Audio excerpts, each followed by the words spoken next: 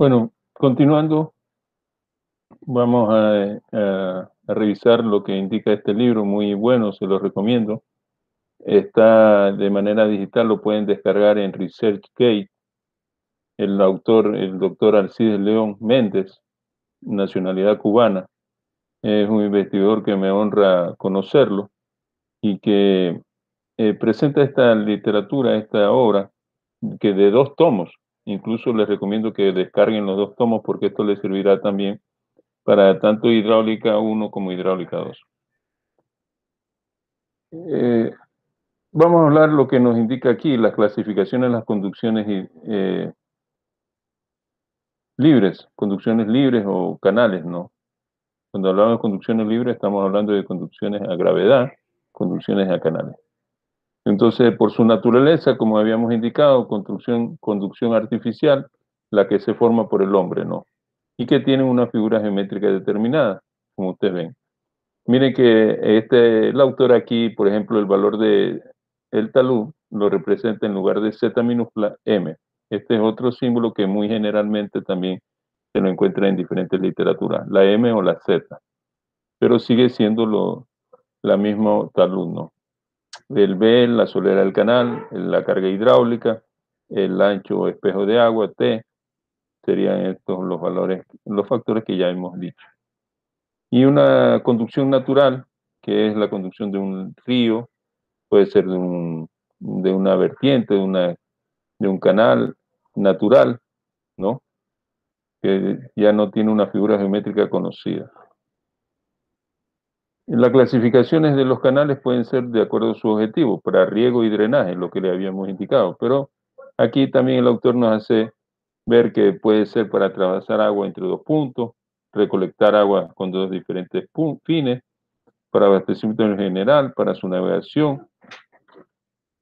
Dice que también se clasifican los canales de acuerdo a su tamaño. Pequeños, si el caudal va menor a 0,5 metros cúbicos por segundo, o el tirante o carga hidráulica menores a 0,6 metros. Tamaño mediana, si está entre estos rangos, el caudal entre 0,5 y 3, y el valor del tirante o carga hidráulica entre 0,6 y 1,2. Tamaños grandes, cuando ya estamos hablando de caudales inferiores a 10 metros cúbicos por segundo o mayores a 3 metros cúbicos por segundo, y muy grandes cuando el caudal ya supera esos 10 metros cúbicos por segundo. O tirantes o alturas de caudales o carga hidráulica mayores a 1,6 metros. Según su variabilidad de forma y trazado, se clasifican en formas prismáticas, aquellas que tienen una figura geométrica conocida, como el trapecio, rectángulo, y aquellas que no prismáticas, que son aquellas que, como el cauce de un río, por ejemplo. ¿Sí? Según su categoría, los canales también, de acuerdo a su categoría, pueden ser magistrales, si son canales muy grandes, que conducen todo el caudal del sistema; principales, si son canales grandes, medianos o pequeños, que conducen todo el caudal del sistema. Ahí hay que registrar, estos magistrales son grandes canales. Los principales pueden ser canales ya más pequeños que los magistrales, y en su orden van así, siguiendo los secundarios más pequeños que los principales, los terciarios más pequeños que los secundarios, y los temporales. De los principales siempre se desprenderán los secundarios, y de los secundarios saldrán los terciarios, y de los terciarios los temporales. Estos temporales se construyen con un corto periodo de tiempo. De pronto estos temporales podrían ser surcos nomás, no llegan a ser a veces canales propiamente, ¿sí? Existen numerosas clasificaciones más, pero que varían de acuerdo al autor.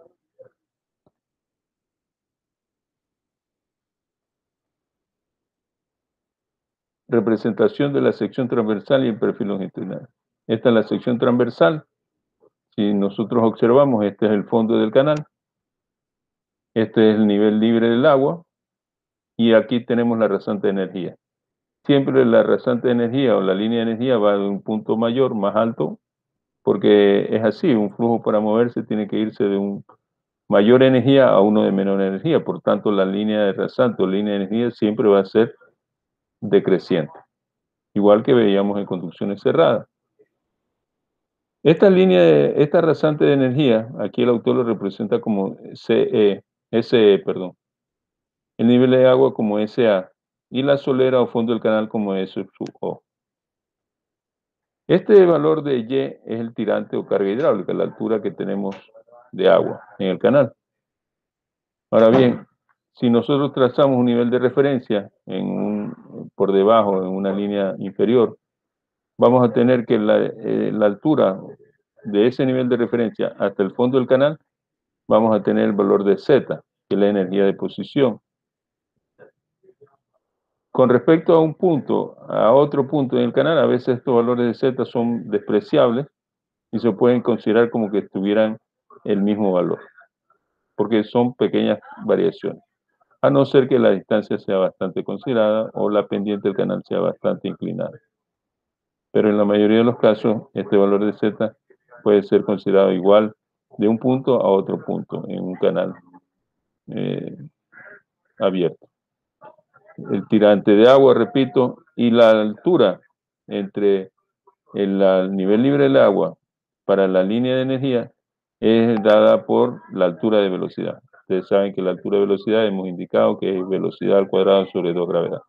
Esta velocidad sería la velocidad media que viene el flujo de un punto aguas arriba hacia otro punto aguas abajo.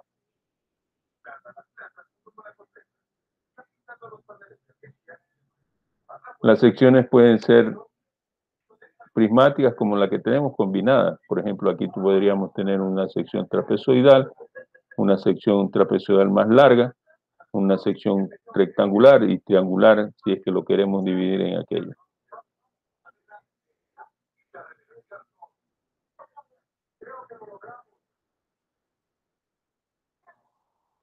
Esta representación nos sirve para determinar un caso muy especial, o digamos no especial porque se genera en todos los canales.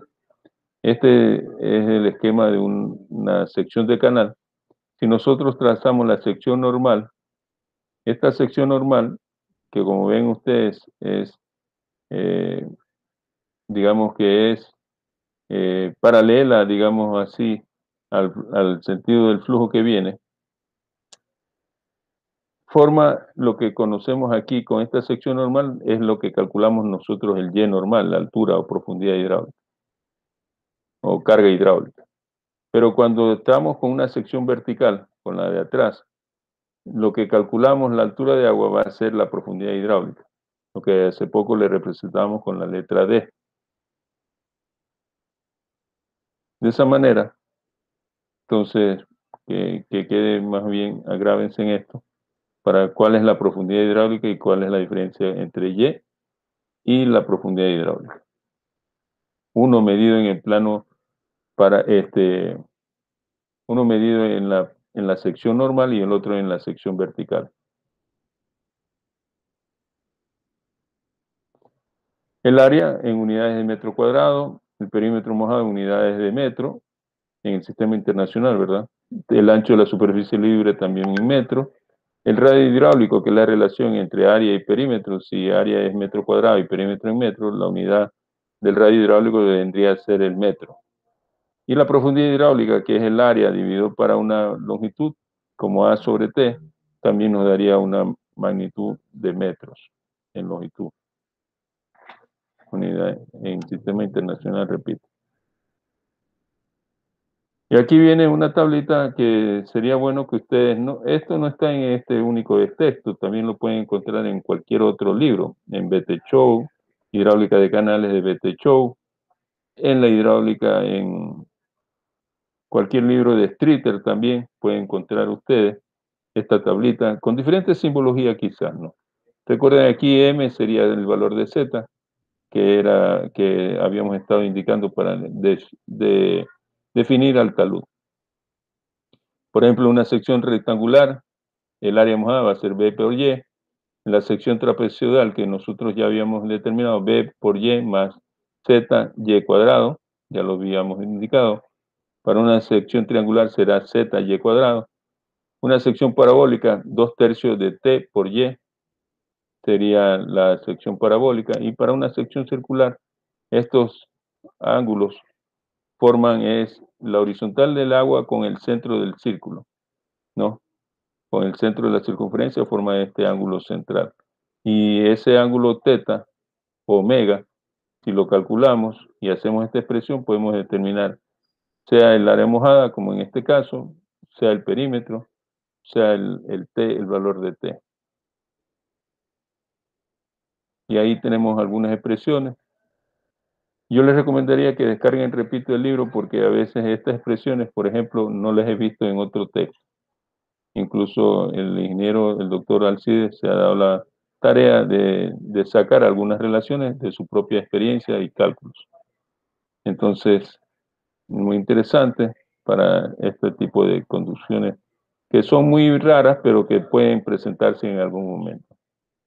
Tanto área, perímetro, el valor de T, como son los parámetros hidráulicos más importantes.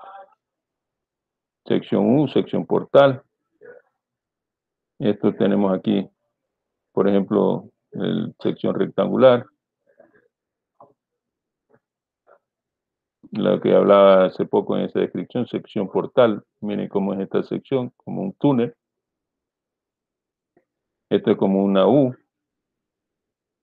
Este es un canal rectangular de perfil redondeado, que es diferente al canal rectangular como el que teníamos nosotros normalmente, o el que podemos tener nosotros. Esta es la conducción circular, que es propia. Este gráfico, si usted, cuando vean así este gráfico, ustedes pueden decir que este es un sistema de alcantarillado sanitario o pluvial. De igual manera es un tubo con parte de líquido y parte de aire. Lo de blanco representa el aire, ¿no? O la atmósfera.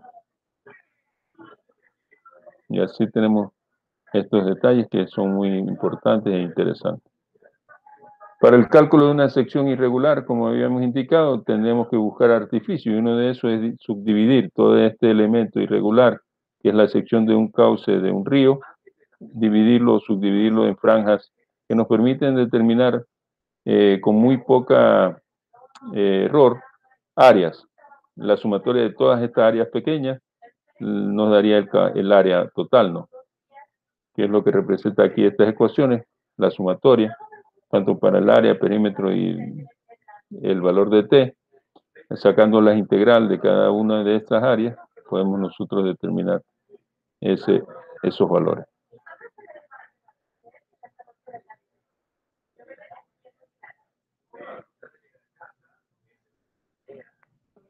Bueno, el flujo que transita o que se conduce en un canal, también hay diferentes tipos de flujo. Flujo uniforme, variado, uniforme acelerado, uniforme retardado, permanente, no permanente o impermanente. Depende de la clasificación que vamos a tener.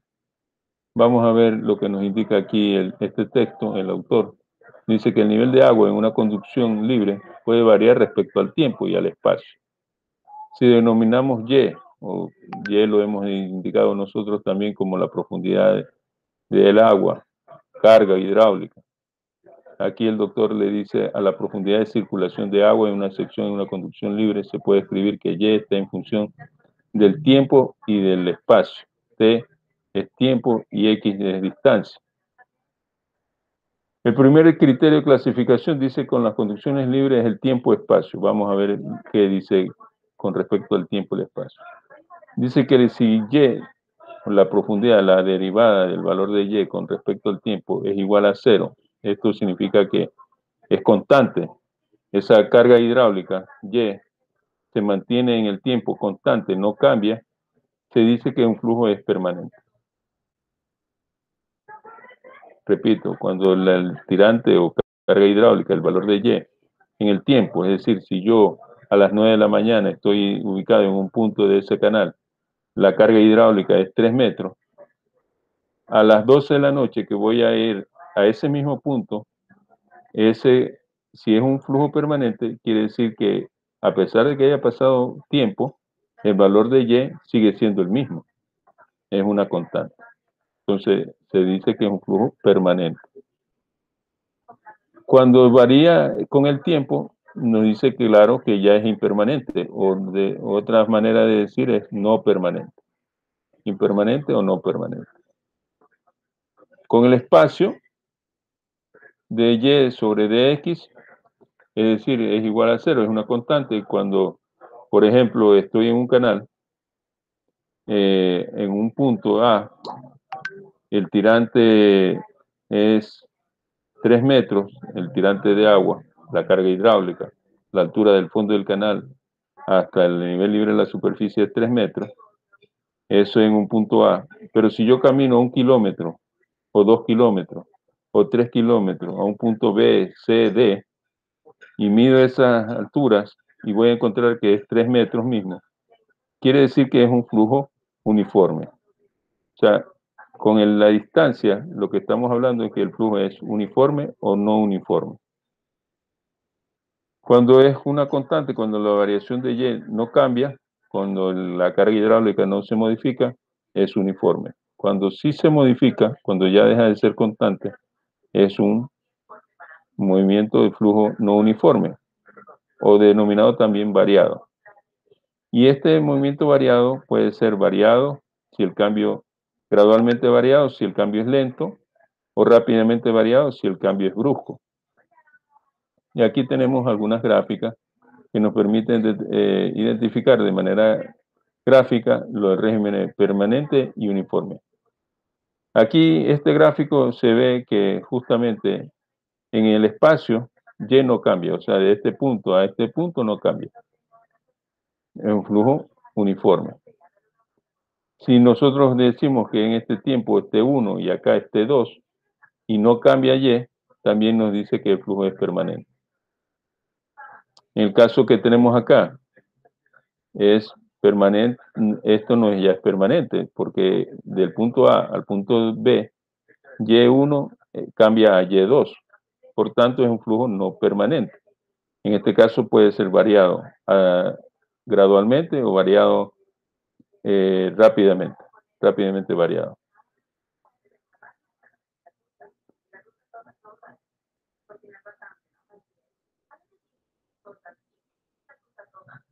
En este gráfico, por ejemplo, me dice que en un tiempo 1 tengo una distancia Y1. Aguas abajo tengo asimismo Y1. Por tanto, si el tiempo no cambia, es un movimiento uniforme. Pero en el espacio, digamos, en el espacio no cambia. Pero en el tiempo, si ustedes pongan a otra hora, tienen un valor de Y2 distinto, y después a ese otro punto, a 1 kilómetro después, en ese mismo tiempo, tenemos un valor de Y2, que es el mismo que Y2 medido en tiempo 2.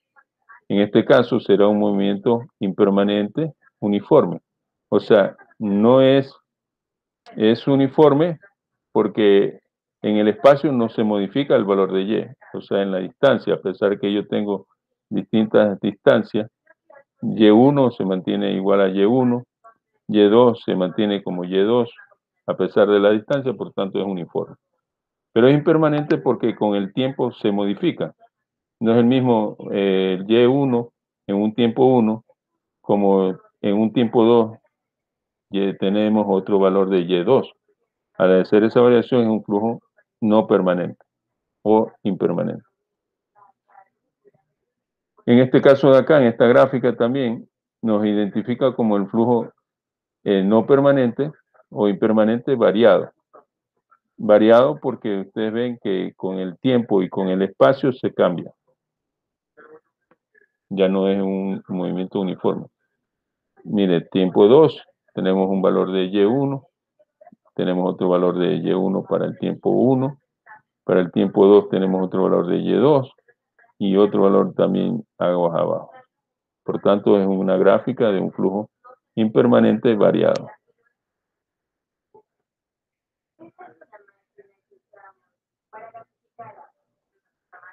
Los principios que manejamos de la hidráulica son los mismos principios tanto para conducciones en conductos abiertos como conductos cerrados. Y, por ejemplo, encontramos el principio de continuidad. Caudal que entra es igual al caudal que sale, o lo que es mismo que el caudal es igual a velocidad por área, o volumen sobre tiempo, ¿no?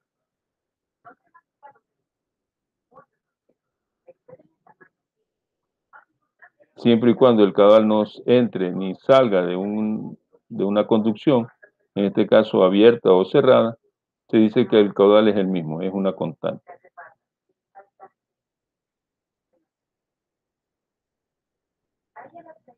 Estas son las ecuaciones de movimiento, es decir, la tercera ley de los flujos, de los principios de la hidráulica, es que relacionan las fuerzas hidrostáticas con el movimiento, que le llamamos ímpetu de igual manera. Y la ecuación de la energía, que ya la hemos visto en conducciones cerradas, también tenemos que aplicarla en conducciones abiertas. Una pequeña gráfica, vamos a ir un poco viendo estos detalles. Si ustedes pueden, y yo les sugiero, repito, descarguen el libro completo. Está disponible gratis. Lo pueden encontrar en ResearchGate. El libro se llama Hidráulica de las conducciones libres. Doctor Alcides León Méndez. Hidráulica de las conducciones libres.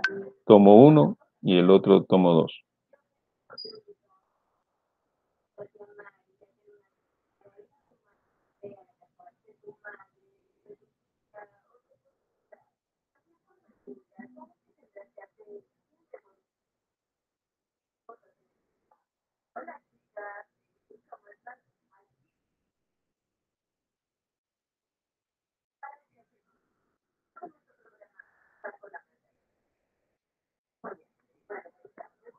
Llegamos a un criterio también que hay que ver qué fuerzas dominan el movimiento de un flujo. Y en este sentido aparece un número que lo conocemos ya, que es el número de Reynolds. La relación entre las fuerzas de inercia y la viscosidad, fuerzas de inercia versus la velocidad, representa el número adicional propuesto por Reynolds. ¿Qué decía Reynolds? Velocidad en conducciones cerradas era velocidad por diámetro dividido por la viscosidad cinemática. En este caso, esa longitud L característica en un canal es D, la profundidad hidráulica. B es la velocidad media en metros por segundo. V, o el divisor, está expresada en metro cuadrado por segundo, y eso lo encontramos en la viscosidad cinemática en libros, en texto, o en Abacus también. L es la longitud característica expresada en metros, el número de Reynolds. Y aquí, por ejemplo, nos dice que la clasificación con respecto al número de Reynolds para tuberías, en este caso, el autor aquí dice que para tuberías con número de Reynolds menor a 500 es un flujo laminar. Nosotros habíamos indicado cuando vimos este capítulo que para nosotros el número de Reynolds menores a 2000 era laminar. Bueno, aquí es 500. Entre 500 y 12.500 me dice el doctor acá que el flujo es transicional para conducciones en tuberías, y número de Reynolds mayor a 12.500 es turbulento. En canales, para canales, también asimismo la misma clasificación, laminar, transición y turbulento. Cuando el número de Reynolds, por ejemplo, en canales es menor a 500, entre 500 y 2000 es transicional y mayores a 2000 turbulento. Esto en cuanto a la relación de las fuerzas inerciales con las fuerzas, repito, las fuerzas inerciales y la viscosidad. Con las fuerzas inerciales y la fuerza viscosa. Nos dan el número de Reynolds.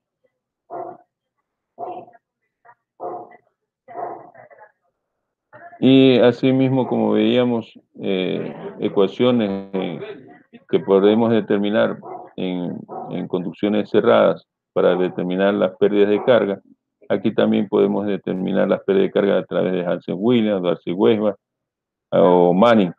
Para calcular pérdidas de carga en canales, vamos a utilizar más la ecuación de Manning. Pero hay diferentes autores, como aquí el doctor hace mención, para determinar esos valores.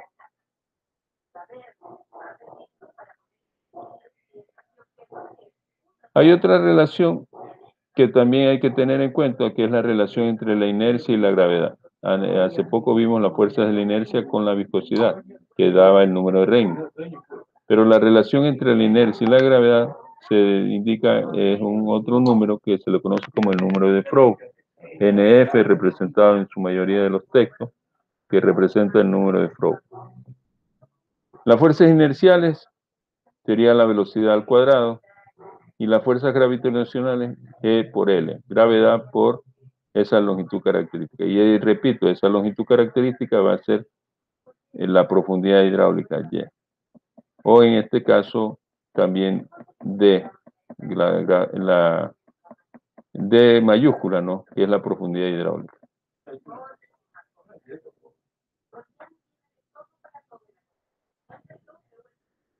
Ahí tenemos el número de Froug igual a la raíz cuadrada de velocidad al cuadrado sobre gravedad por L. Si como sale velocidad al cuadrado fuera de la raíz, nos quedaría entonces velocidad dividido por la raíz cuadrada de G por L, nos daría el número de Froug. Y cuando el número de Froug es igual a 1, dice que es un flujo crítico. O sea, la fuerza inercial y la fuerza gravitacional están parejas, están en equilibrio. El número de Froug, el número de Froug es igual a 1, entonces el flujo es crítico. Cuando el número de Froug es menor a 1, quiere decir que predominan las fuerzas gravitacionales, indicando esto que es un flujo subcrítico. Y cuando el número de Froug es mayor a 1, predominan las fuerzas inerciales y se denomina supercrítico. La importancia de definir esto es que para todo diseño hidráulico, nosotros procuraremos tener flujos subcríticos. Es nuestra meta, nuestro deber de tener flujos subcríticos. Porque el flujo supercrítico significa que estarían en velocidades altas y que podrían generar algún problema de socavación o destrucción de la obra hidráulica. Tenemos que evitar ese tipo de flujo en su momento. El denominador del número de Froug, G por L, es la celeridad de una onda elemental gravitacional moviéndose en aguas de poco profundas. La celeridad.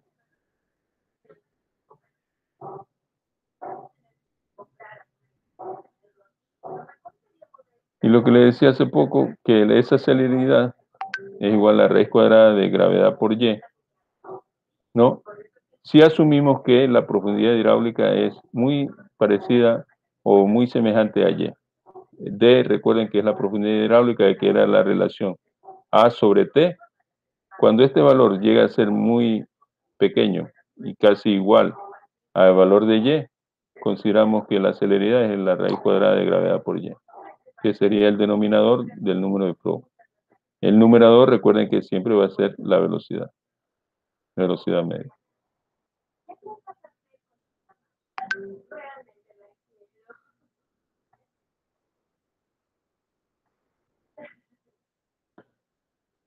Otros números adimensionales, bueno, el número de Froug como el número de Reynolds son números adimensionales, por cierto. No tienen unidades. Si el número de Froug lo elevamos al cuadrado, ambas expresiones, tendríamos el número de Froug al cuadrado igual a velocidad al cuadrado sobre gravedad por L. Esto se le conoce como el factor cinético.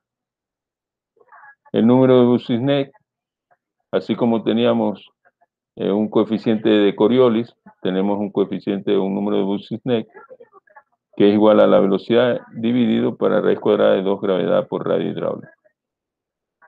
Y la relación velocidad-carga, que es igual acá, igual a velocidad al cuadrado sobre 2 veces la gravedad por L, tenemos estas relaciones que también son importantes y que en su momento pueden ser empleadas. Nosotros no la vamos a emplear en curso de pregrado.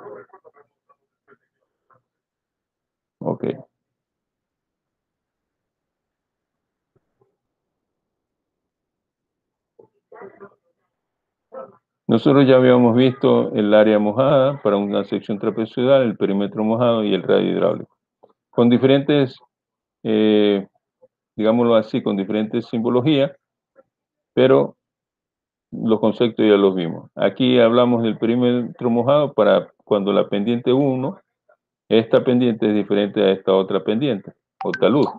Por tanto, tendríamos esta expresión para calcular el perímetro mojado. Asimismo, el área mojada tendría esta expresión.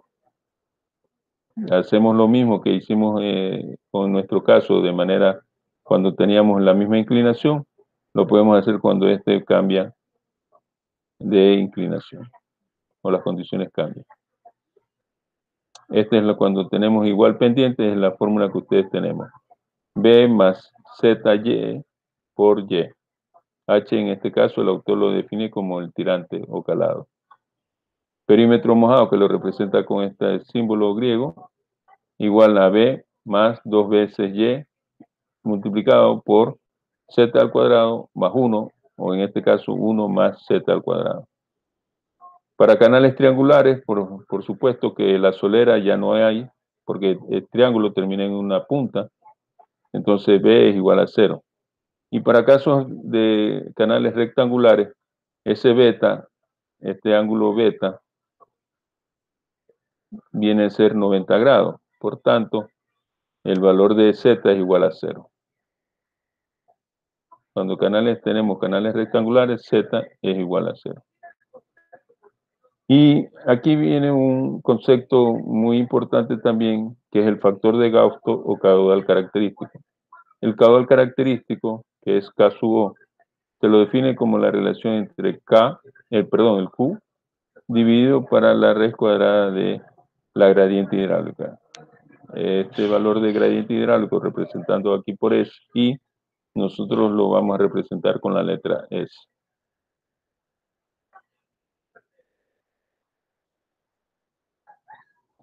Este es el coeficiente de gasto.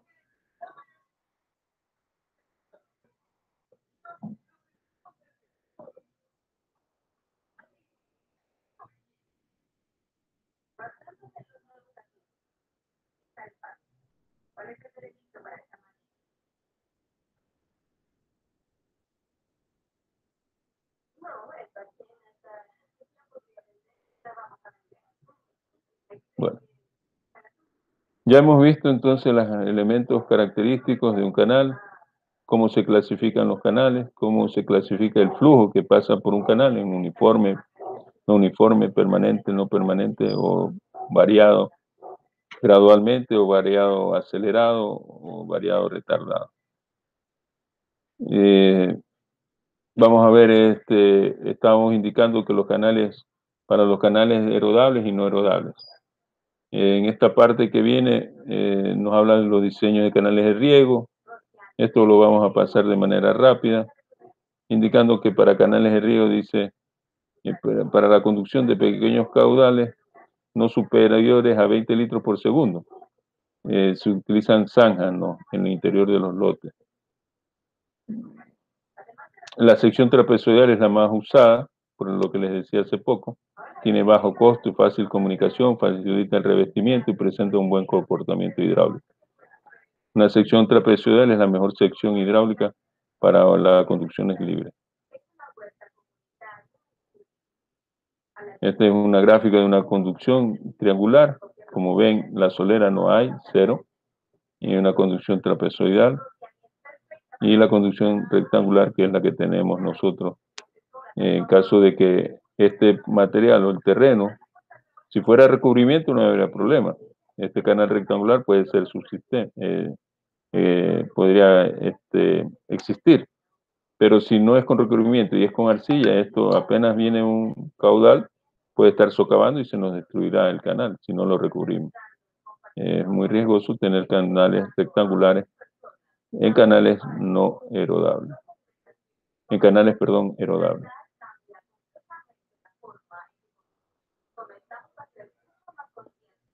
Aprovechamos que tenemos esta lámina, como habíamos indicado, para canales vamos a utilizar la ecuación de Manning.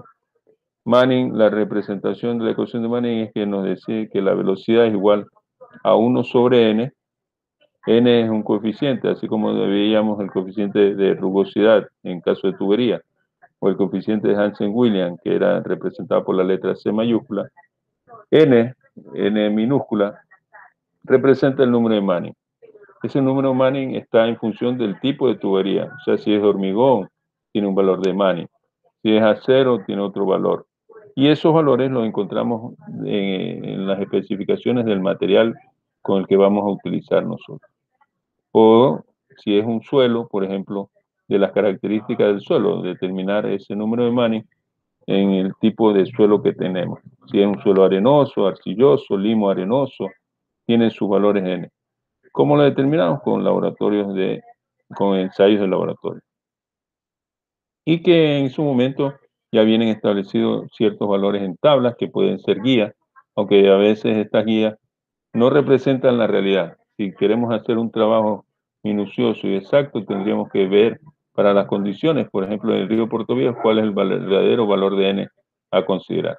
No lo que nos digan los libros, sino directamente en el sitio del trabajo.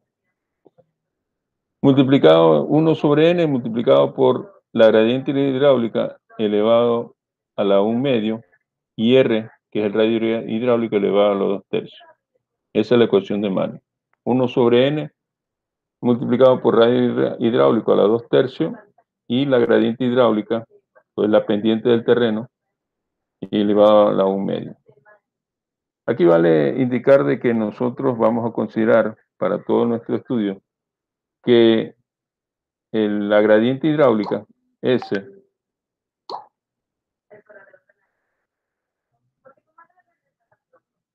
vamos a considerar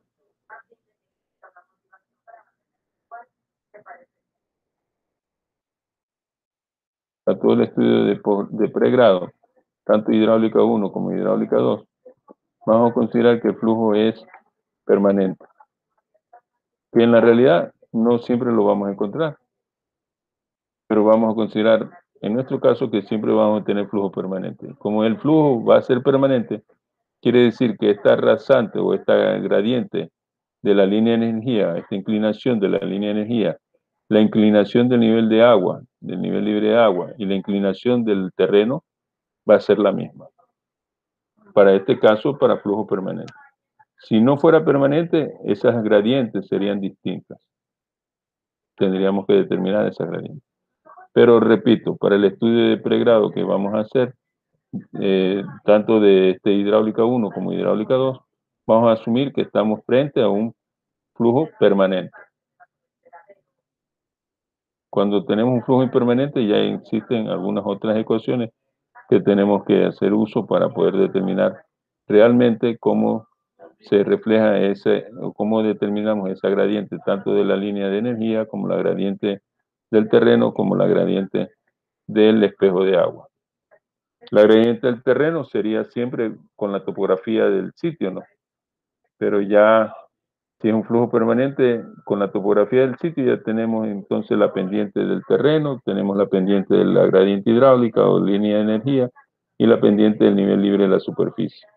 Pero si fuera un flujo no permanente, ahí en cambio tendríamos con la topografía tendríamos la pendiente natural del terreno, pero nos faltaría determinar la pendiente del nivel libre de la superficie y la pendiente de la línea de energía. Y eso lo podríamos tener con cálculos realizados a través de manualmente o con los programas que hoy en día se pueden encontrar. Y uno de esos programas es el GRAS.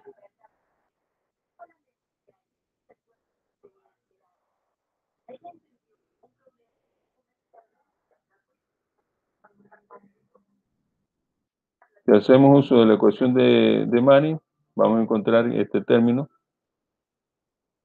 que es caudal es igual a área por velocidad. Sabemos que caudal es igual a área de velocidad, y si la velocidad es 1 sobre n por radio hidráulico a la 2 tercios y s a la 1 medio, vamos a ver la pizarra.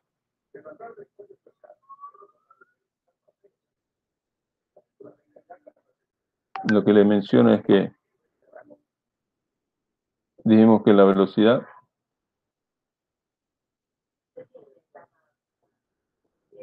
la velocidad va a ser igual para la ecuación de Manning que vamos a utilizar siempre para conducciones abiertas. N igual a radio elevado a la 2 tercios y S a la 1 medio. Caudal es igual a área por velocidad. Por lo tanto, caudal va a ser igual a área por 1 sobre N por radio a la 2 tercios, S a la 1 medio. Como es un flujo permanente, este S, o gradiente hidráulica, S sub 0, S sub A, que es el nivel, la gradiente del suelo, la pendiente del nivel libre del agua y la gradiente de la línea de energía, van a ser la misma para flujo permanente. Únicamente para flujo permanente es que se da esa condición.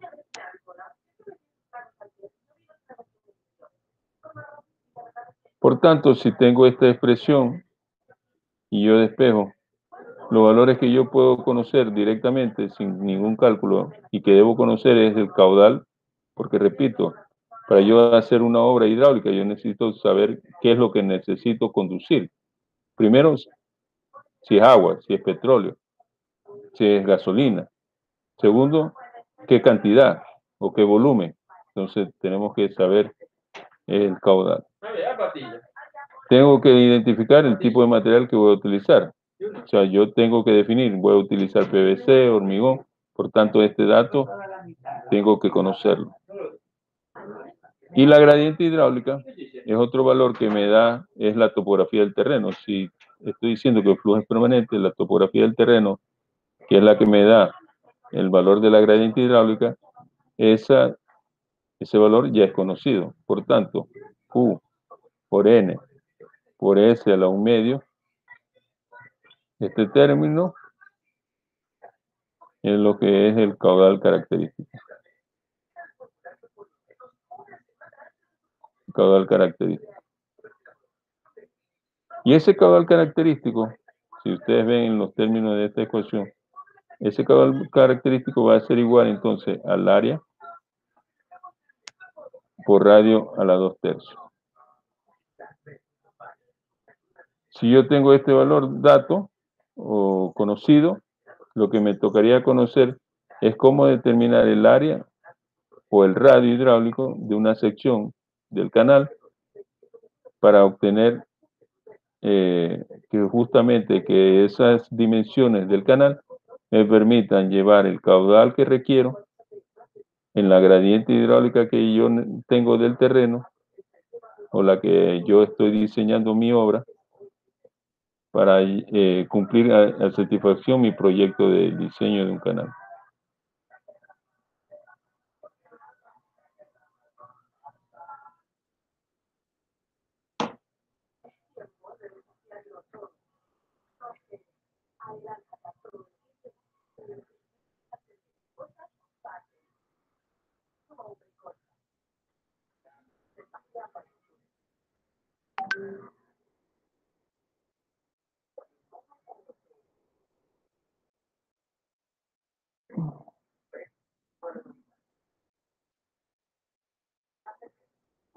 No quiero seguir adelante. Ya la próxima reunión que vamos a tener, creo que sería la última antes de los exámenes, ahí vamos a hacer unos ejercicios y me gustaría comprometerlos para que revisen este video, comprometerlos para que revisen la bibliografía indicada. Una de ellas ya están en el aula virtual, otras quizás tengan que indagar en el internet y como les digo en ResearchGate pueden ustedes ingresar, primero inscribirse si aquellos que no tienen una cuenta de ResearchGate. Research es R-E-S-E-A-R-H como búsqueda, Research. Gate es G-A-T-E de portón, Gate es portón en inglés.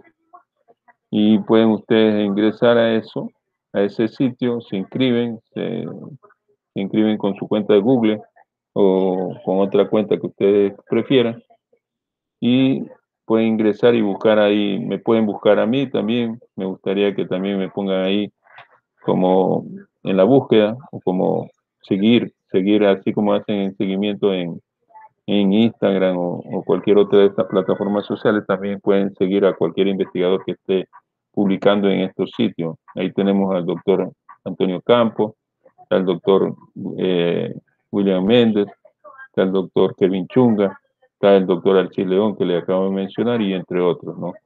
A cualquiera pueden ustedes seguirle y cuando publiquen alguna investigación o algún texto, serán ustedes enterados a través del correo electrónico o del medio que ustedes se inscribieron para poder darle un seguimiento y revisar esa información.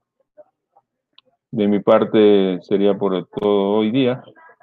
Espero en el próximo video entrar con un ejercicio práctico para los de canales para dar por terminada esta parte del capítulo 4, ¿no? Que nos compete. De mi parte, repito, tengan todos buenas noches y cuídense.